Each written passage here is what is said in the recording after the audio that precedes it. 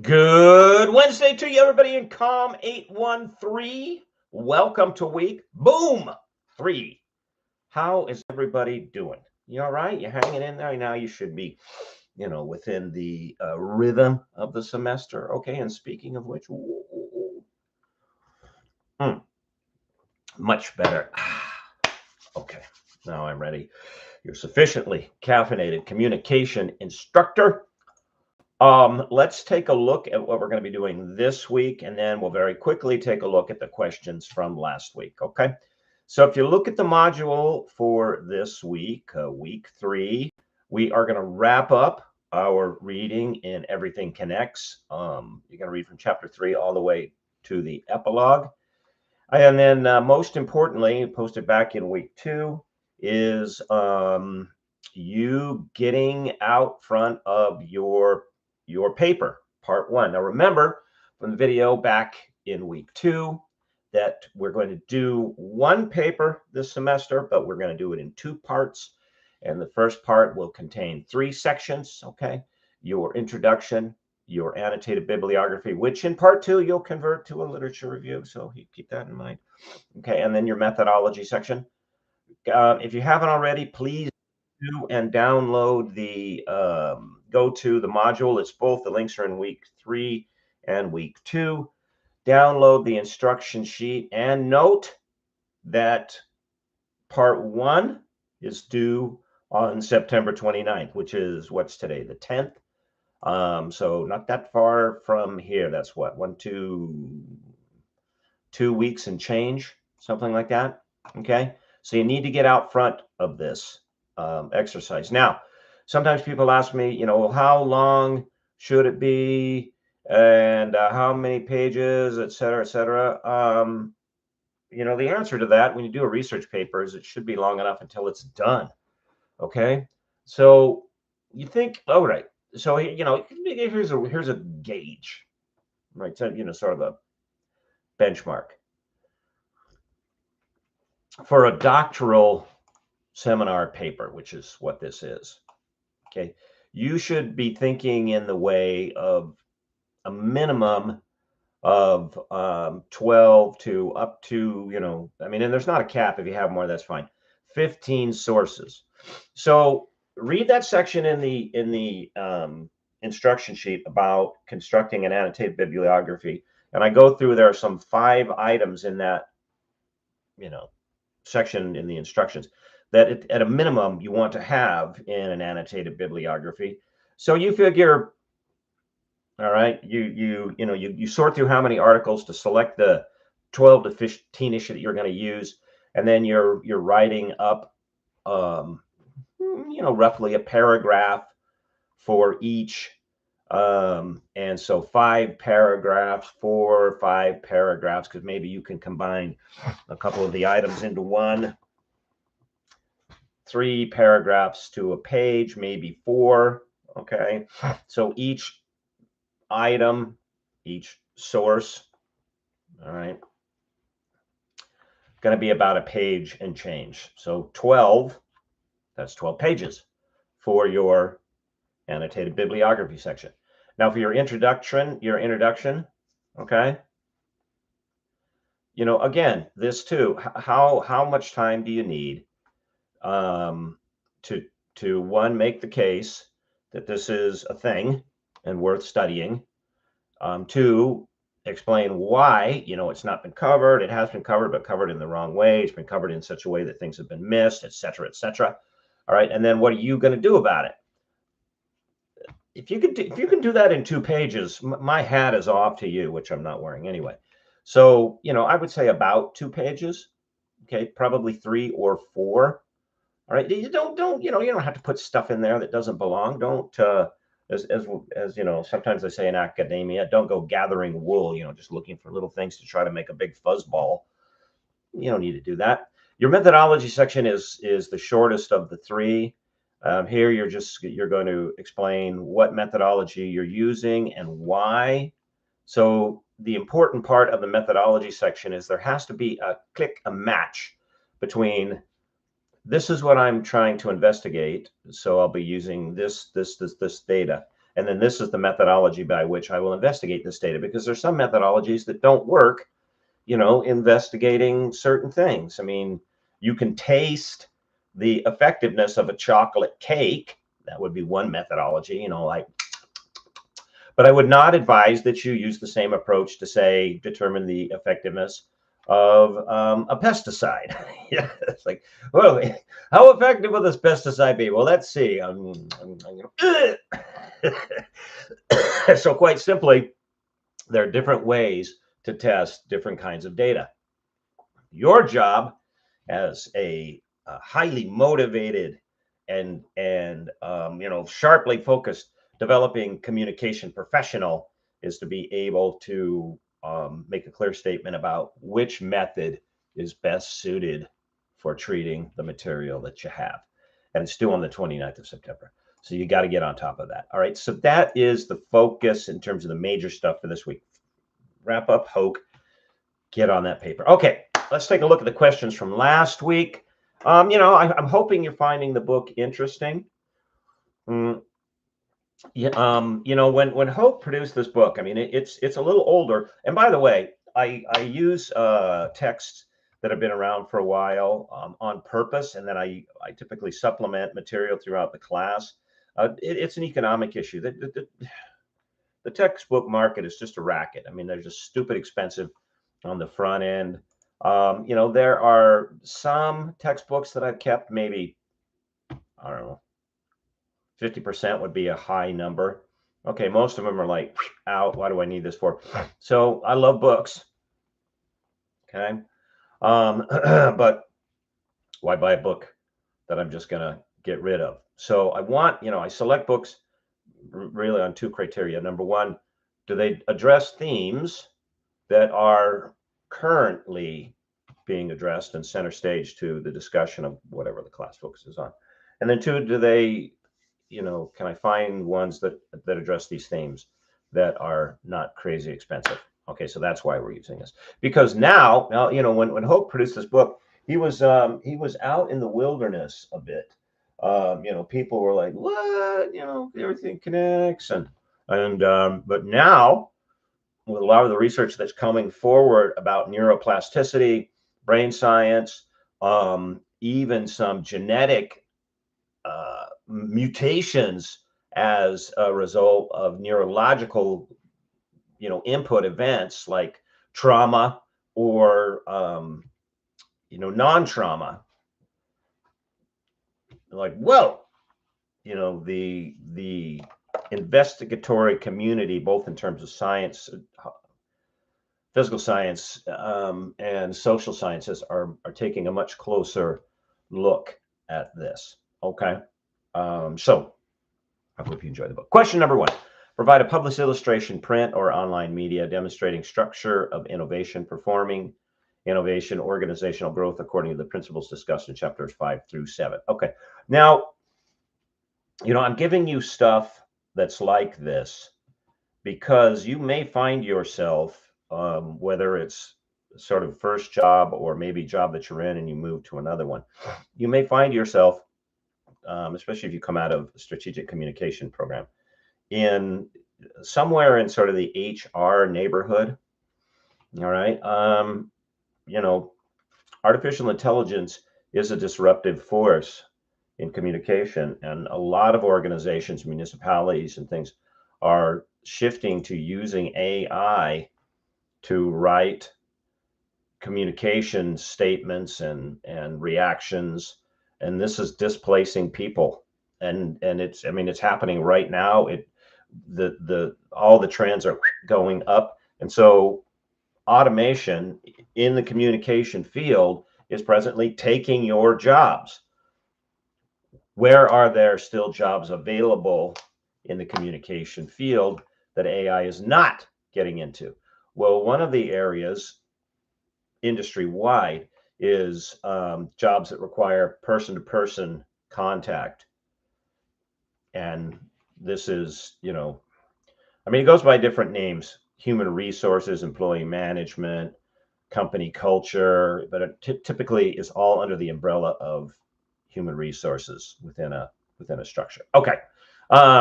Innovation, organizational growth according to the principles of Everything Connects. Provide a link. Okay, let's see. Who are we going to take here? Actually, Kenesha, you have a really nice graphic here. Let's see what I found this interesting image that outlines. Excuse me, my bad, not yours. Outlines innovation different stages as it relates to an organization. This is from Semiotic Scholar. I like that already. The model is called Innovation Process Model to find ways for companies to improve innovation capabilities. And then here's the quote: with innovation having been recognized as the means for creating and sustaining competitive advantage within an increasingly complex and changing environment, has become essential for organizations to proactively strive towards consistent and persistent innovation. And this is from Prez, chief author. This means innovation allows companies to stand out, give them advantage over other companies. It also means that companies can't wait for change to force them to adapt. And that's an excellent point. And this is an area in which I believe, okay, that human input will still be essential, that AI does not do well, because this is a tricky business. Because you can adapt as a company, and you can adapt your way right out of your customer base or your revenue stream. So you can be Starbucks, and you can adapt by saying, we're going to have conversations about race and open up our bathrooms to anybody who wanders in, and the public goes, yeah, and so now that's gone, and now the bathrooms have keypads that you have to get a combination for when you go in. Okay, which I don't like. I mean, that's inconvenient for me. You can adapt as a beer company and bring on different spokesmen, because that's what Dylan Mulvaney is. He's a man. And then you can adapt your way right into a stock crash, and you lose billions and billions. You can be a national restaurant chain and adapt your way into a logo and update and interior revamp, and then you're a Cracker Barrel and everybody's screaming and howling, which, I mean, first of all, and let me be very clear about why I use those examples. I don't care what, who drinks Bud Light. I mean, I don't. Even if I did, I wouldn't care. I intentionally do not live my life. Excuse me, my allergies are killing me this time of year. So if you see me wiping my eyes, that's because I intentionally do not live my life with an identity grounded in the things that I wear and the food that I eat. And I've said this before, and the reason that I do is it's not like a flex, and I'm like banging on my trash can lid. I'm repeating what I'm about to repeat because I want you to think about the same thing as a communicative, something that sends out communication entity. You may have noticed I don't wear clothing that's branded. I do that on purpose. I don't wear slogans across my shirts. The only branded anything that I wear is the university that I work at, and I don't know where my hat is right now, somewhere else, and it's not on my head. Because now because I intentionally do not ground my identity, who am I and why am I here and what am I supposed to be doing in what I consume. Now, do I have clothing preferences? Yeah. Do I have color preferences? Yeah, of course, duh. Do I like certain brands? No. What I like is certain types of things. So I have, just for example, to continue the tangent, ridiculously wide feet. Okay. I like shoes that are wide and comfy for my toes. What brand that is or not, I don't care, as long as the shoes hold up, because I'm in addition to big-footed, I'm cheap. And I have no desire to keep buying shoes. And I'm not talking about every year. I'm talking about every couple of years, 4 or 5. So when I mention things like Starbucks and Bud Light and Cracker Barrel, I don't care You know, because I really don't like Cracker Barrel as a restaurant, and I don't drink beer, and you know, coffee again. I'm not hooked on Starbucks one opposed to another. That's not why I mention it. I mention it as real world examples of how this has to be handled carefully, has to be dealt with cautiously in the marketplace. Because every single one of those examples, the companies thought they were innovating. You know, in the latest one, Cracker Barrel, they thought they were innovating because this is one of the oldest tactics in the communication marketplace. If you've essentially saturated the market with your product, then you just, you know, all the potential customers are tapped. How do you increase your sales? You change the packaging. Okay, it's not Coke, it's, you know, it's new Coke. Okay, well, that was a change of the formula. Or, you know, this is something Pepsi does all the time. So, and then the slogan usually goes something nonsensical, quite frankly, like brand new look, same great taste. It's like, well, you know, I mean, maybe, yeah, this is part of product identity. People are like, oh, look at me, I'm holding this can. Okay, that doesn't resonate with me as an individual, but I understand it in the marketplace. Okay, so be careful out there. All right, question number 2. What are the 2 layers of progress? Share an experience or observation where you have observed these layers of progress at work. Let's see. Who do we take here? Let's look at you, Valerie. Progress can be viewed through the two connected dimensions: surface level progress and deep level progress. Surface level progress refers to measurable results such as improved health indicators, adherence to treatment plans, or job achievement. Deep level progress represents internal growth that, although less visible, is crucial for sustaining external accomplishments. This includes building resilience, developing coping strategies, the cultivating self-efficiency. Both levels of one offers measurable outcomes, while the other ensures long-term sustainability and change. Okay, and that's exactly what we're looking for, because this is what the text is on about. You know, some of your experiences that you share were very, very interesting. I won't read some of them just for brevity's sake, but some good stuff in here. So, by the way of, you know, if this were to appear on an exam, a wink, I might ask you, you know, which of the following is not one of the 2 levels progress discussed by your authors, you know, Hoke et al. In Everything Connects, and something like that. Okay, or I might, you know, I might say, you know, which, you know, of these 2, which one do you think is most important, et cetera, et cetera. So, you know, for those of you who've had me, you know, I let you have your say, and I'm interested in what you have to think, even in exam time. Now, anything that you do in this process of strategic communication, you should adopt the following. Okay, the following, not just perspective, but approach to what you do. Do not advocate any communication process, any communication habit, any awareness of methodology or evidence-based outcome that you would not intend to do well for people, that is good for them, and that you wouldn't do either yourself or to yourself. If you can't check those 3 boxes, don't do the thing. All right. And this actually, you know, within the philosophy of ethics, there was a German philosopher, Immanuel Kant, who sort of dressed up what Christians have known for millennium as the golden rule, that is, do unto others as you'd have done unto you. And Kant said that he called this the categorical imperative, meaning the essential thing that governs all things.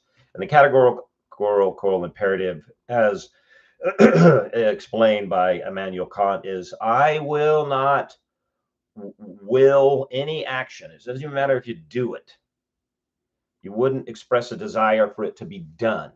I wouldn't will any action whose maxim That is the underlying reason, the causality, the essential part of it.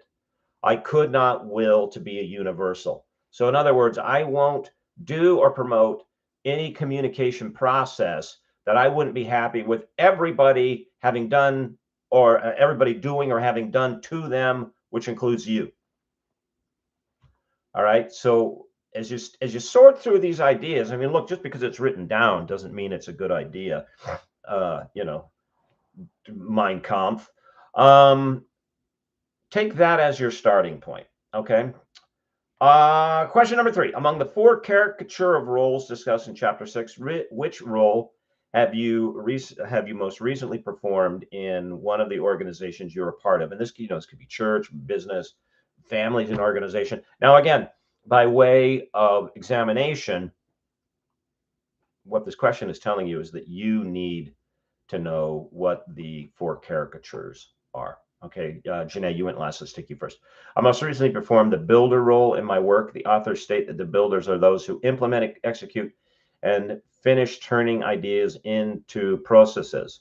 They're actually turning ideas into tangible work. Recent examples occurred when I was asked by a colleague who leads one of our local chapters to support their endorsed candidate in an upcoming municipal election. They had a broad goal of mobilizing voters and highlighting their endorsements.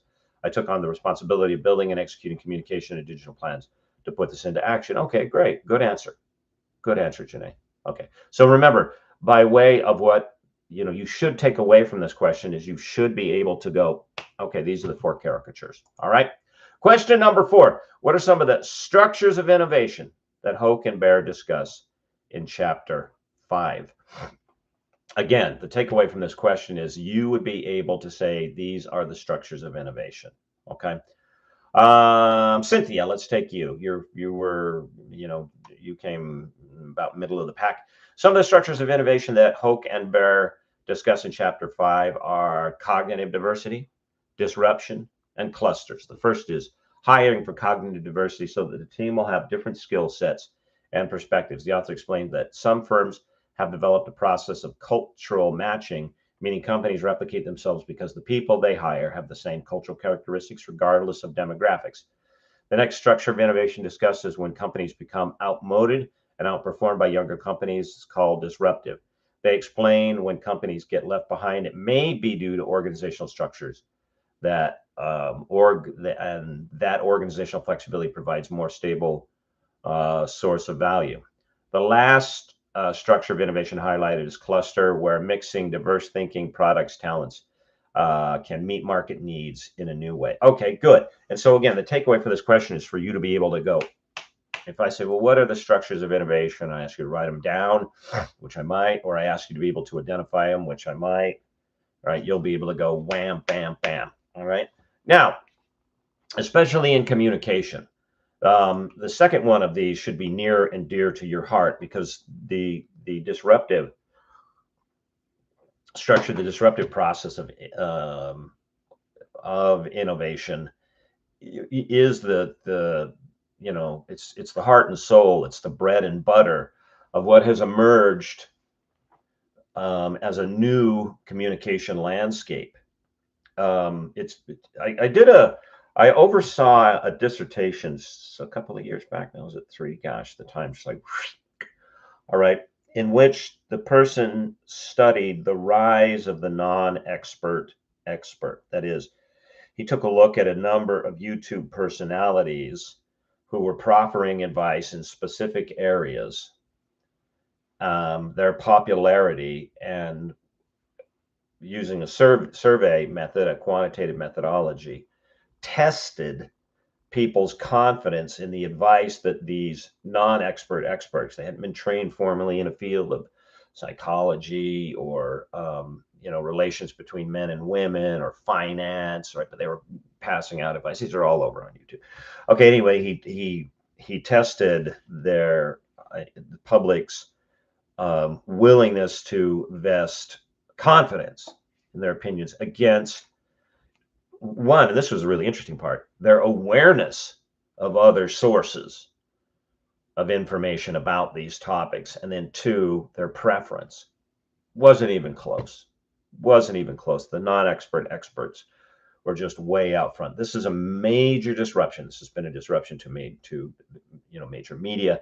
This has been a disruption to companies that want to involve consumers more thoroughly in the product by involving them in the process, at least on the awareness level. Okay, so you, as developing communicators such as you are, look into not only the potential for this disruptive process that it holds for you making your way, or when you get into an organization, for disruptive processes by which you can advance the goal and the mission. Okay, because this one is alive and well. In fact, it probably is one of the leading change agents in the field of communication. That is this disruption. And disruption is not a bad thing. I mean, change for change's sake, no. But if we can do something in a different way and do something better, as an innovation, then we should. Okay. All right, everybody. Now we're back closer to what I want to do by way of length, about 20 minutes-ish or so. All right. Everybody have a fantabulous week.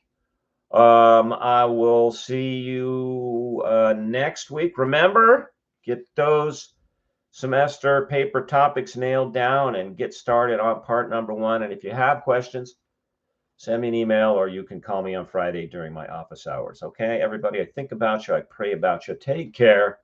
And I will see you on Canvas again. Bye-bye.